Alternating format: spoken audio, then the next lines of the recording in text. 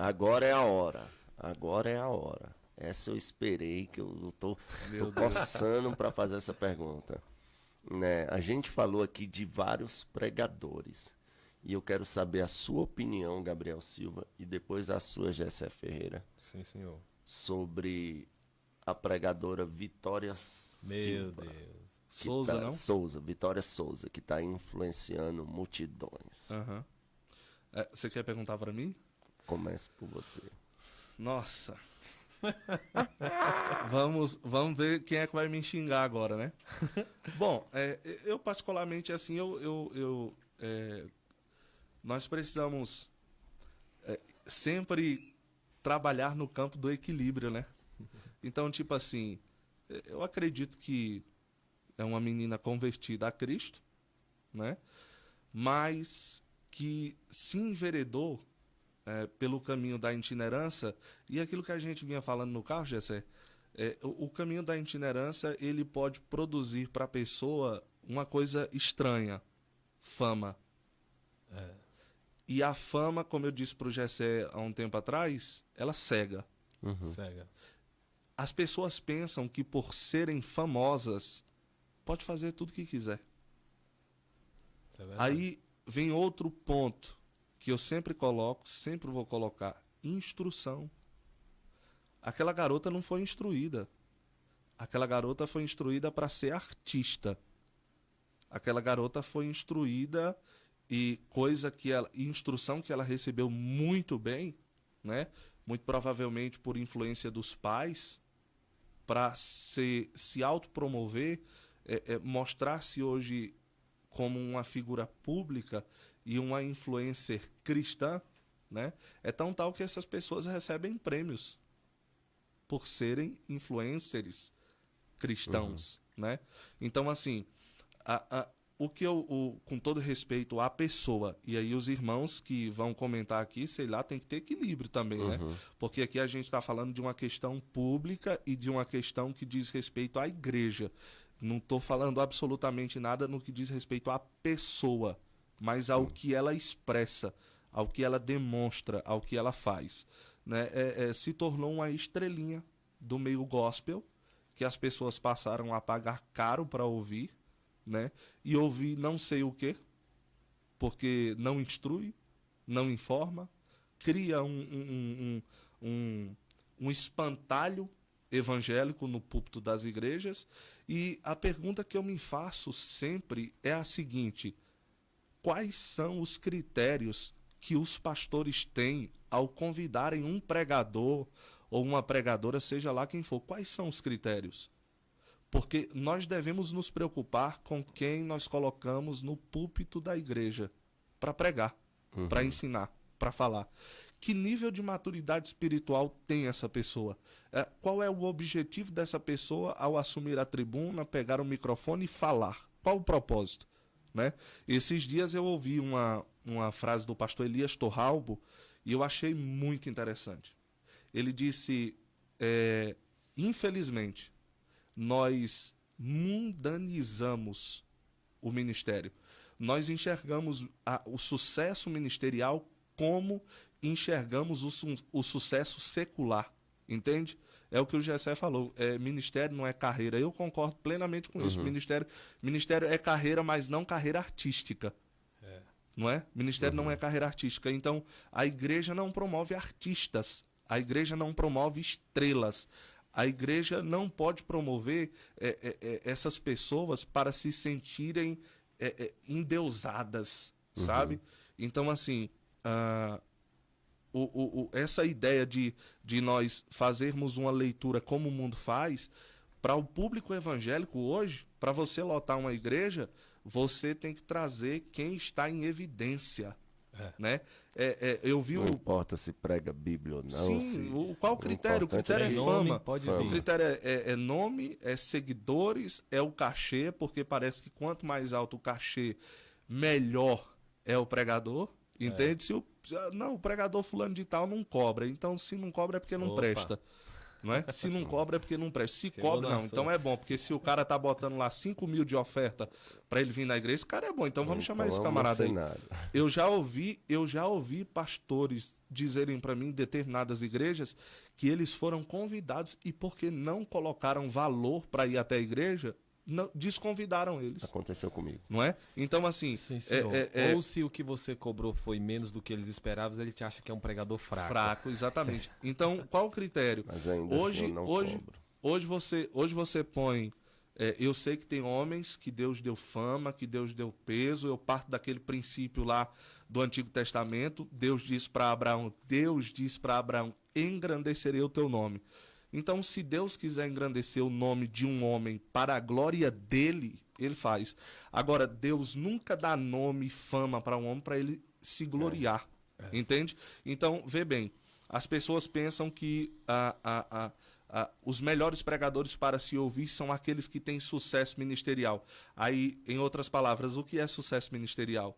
É seguidores, ser aprovado pelo público. É você eles, né? você lotar um ginásio. Aí o Elias Torralbo, voltando para o que ele disse o seguinte: se nós formos olhar para Jesus, se nós formos olhar para Paulo, para Pedro, para os apóstolos, eles foram falidos. Eles não tiveram sucesso ministerial. Por quê? Como foi que Paulo terminou o ministério dele? Preso. O que Paulo tinha?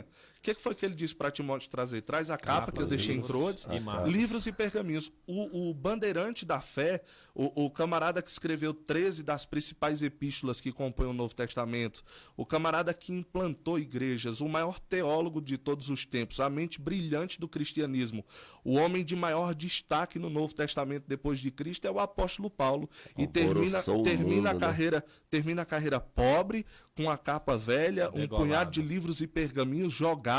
E o mais terrível de tudo é que lá em 2 Timóteo capítulo 4, ele diz que quando ele foi se apresentar diante de César, ninguém foi defendê-lo.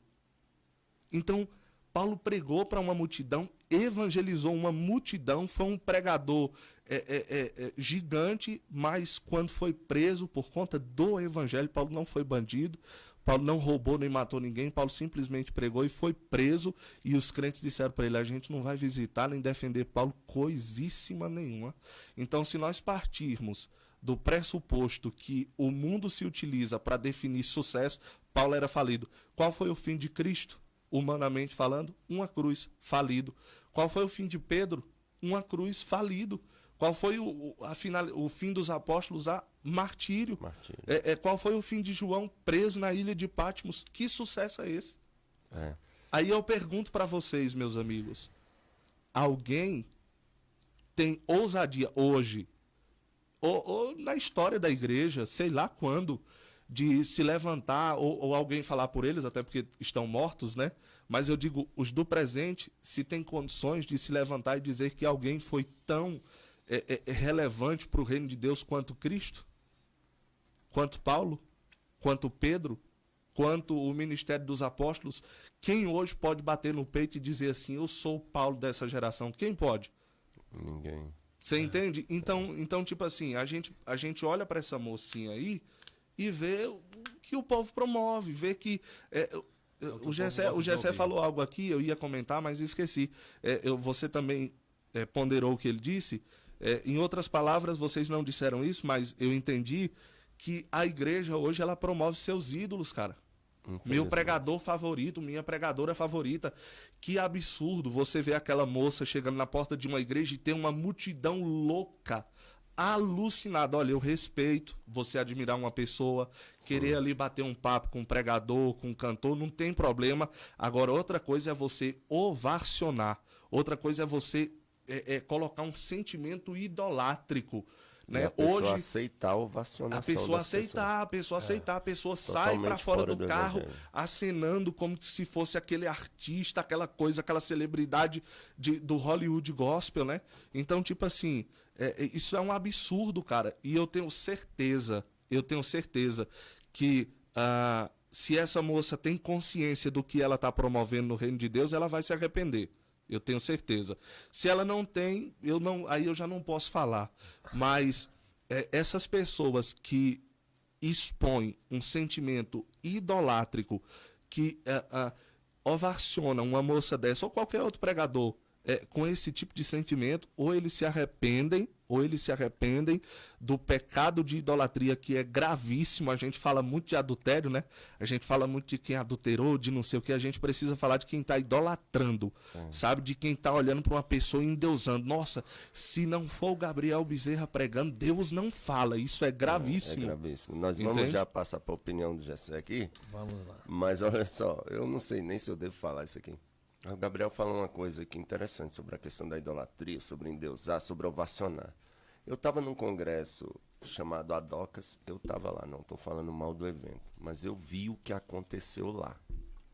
Na sede da Assembleia de Deus de Campinas, eu era líder de adolescentes. Quando aquele cantor Tom Carfe foi cantar, as meninas começaram a descer da galeria correndo, desceram correndo, começaram a gritar, lindo, gostoso e tal, e tirando foto. Cara, eu quase infartei, eu quase desmaiei, porque para mim isso é inadmissível na igreja. Vai lá, deixa a sua opinião. Deixa eu te fazer uma pergunta. Porque... Não, calma aí. Não, deixa só ele rapidinho. O que falta para esse povo? Virar crente. Instrução. Esse povo precisa aprender que isso é idolatria. Verdade. Sim, né? fala Vamos aí. lá, falando da... como é que é? Gabriela? Vitória. Você não conhece não, Jessé? Eu não conhecia até os escândalos chegar até a mim. Misericórdia. Então, assim, eu não lamentável, né? Eu não conhecia a pregadora no auge do sucesso espiritual. Eu conheci ela no auge do escândalo. E eu acredito, assim, que o que eu vou introduzir na minha fala é que se ministério fosse baseado em aceitação do povo, Jeremias ele seria um falido no seu ministério, porque Jeremias profetizava e o povo que escutava a profecia de Jeremias dizia que ele era o profeta do juízo, que aquilo não ia acontecer, Exatamente. porque o povo estava esperançoso. E Jeremias está dizendo, não, vai vir o juízo de Deus e o povo vai virar cativo. Champlin vai dizer que Jeremias profetizou mais de 1000 profecias, 800 se cumpriu, ainda falta mais de 300 a se cumprir. Entendeu? E qual foi o fim de Jeremias? Preso em um calabouço. Então ele não tinha aceitação do público. Aí se a minha aprovação for a aceitação do público, então eu não sou um profeta, então eu não sou um homem de Deus.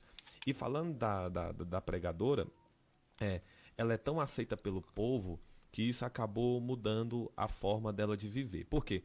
Ela desrespeitou algumas coisas que na tangente espiritual eu acredito que é inadmissível. Uma das coisas que eu vi foi um desabafo em cima do altar. Chegar num evento, dizer que não vai pregar porque o pastor falou isso e isso dela e ela não concorda com isso, e pegar o microfone para desabafar, dizendo que eu não vou pregar nesse evento porque o pastor me chamou disso e daquilo. Eu acho que a noiva não os tem... Os seguidores dela faz o quê? Eu acho Parabéns, eu acho que coisa linda, isso aí mesmo, tem que falar. Eu acho que como crente ela não deveria ter feito aquilo, por quê? Porque o compromisso de Deus é com a noiva. E quando ela expôs ali o pastor, ela expôs ela mesma, né? Dizendo assim, o pastor me chamou de produto. De fato, quem cobra é um produto. Se você está cobrando por algo, se você está dizendo que o seu valor é tanto, então a quem está pagando está te pagando como um produto. Ela está dizendo, o pastor me chamou de produto e não é verdade, porque a gente só cobra um valor. Olha o que ela falou, a gente só cobra um valor que é para nossa viagem. 3 Aí mil. o pastor falou assim, eu paguei tanto para ela e ela é um produto. Aí ela descendo, o pastor ainda falando, foi ou não foi assessor? Aí o assessor foi... Aquele é o pai dela. Falando, foi 3 mil. Paguei ou não paguei? Paguei. Pois é, então... Ele falou assim, você vai pregar tantos minutos e eu só quero que você pregue isso. E aí ela foi, expôs isso. Imagina agora, Gabriel, tanto de gente que estava ali para receber de Deus, que saiu daquele culto frustrado com a igreja, porque ela... Tadinha da Elane Jesus, foi? Ela não... Ficou estreito. Ela não entendeu que a vida dela não é o centro. Existem pessoas ali que foram para receber de Deus. O que ela deveria fazer? Ser humilde o suficiente, pregar a palavra no tempo que o pastor lhe propôs. Pronto. E descer. Se ela não quisesse voltar mais naquele evento, ela não voltava, cortava o vínculo. Pronto. Mas ela quis expor, maltratou a noiva de Cristo, porque ela estava expondo o pastor, e o pastor é o que fica com as feridas e fica com o povo. Mas isso ainda não foi o ápice. O ápice que eu vi foi de um aniversário ou casamento, não sei. Isso. Não vamos entrar aqui não, senão derruba a live da gente. Que ela se envolveu com a polêmica aí, e aí os crentes começaram a bater porque foi, porque não foi. Irmão, independente se foi ou se não foi, o que eu quero dizer é que Tem como você ter um ministério e tem como você ser um digital influencer? Tem. Só que você não pode misturar os dois. Exatamente. Você tem que usar a sua mídia para você falar do que é tangente à mídia na mídia e usar o altar para falar da palavra. A minha esposa disse o seguinte aqui, ó. Eu vi um comentário dela que disse assim: moça, por que você não coloca nos seus vídeos a palavra e você fica fazendo assemelhações de coqueiro, de iPhone, dessas coisas? Aí ela falou assim, porque a palavra de Deus não dá tanto engajamento. Não dá ibope. E aí o que eu quero Então dizer, ela quer ibope, não que eu quero dizer para esse tipo de pensamento é que, de fato, a palavra não dá engajamento para quem quer engajamento do público humano. Verdade. Mas a palavra, sim, ela promove um crescimento do reino. E se você quer engajamento, não coloque na sua mídia o seu ministério de púlpito. Vai lá fazer um vlog igual faz o Gabriel Bezerra, faça o seu canal para você falar do que você quiser, mas quando você assumir a tribuna, pregue a palavra. Exatamente. Eu acho que ela quer misturar a mídia dela, né, a vida dela social, com a vida dela ministerial e não dá certo, porque ela acabou cruzando os caminhos, trazendo aquilo que é de digital influencer para o altar e não conseguindo levar o altar para o digital influencer. E tem como você separar as duas coisas. Tem como você ser um digital influencer cristão bem sucedido e tem como você ser um pregador bem sucedido, porque temos inúmeras pessoas que são assim. O Gabriel Bezerra é um digital influencer bem sucedido, mas quando ele assume o altar, ele prega a palavra de Deus. E se ele quer tirar do sermão dele para colocar no digital influencer dele lá, ele tira a palavra do jeito que ela é, do jeito que ela foi pregada. Então eu acredito que ela não pode misturar as coisas, porque ela não está ferindo a si mesma, ela está ferindo a noiva do Senhor.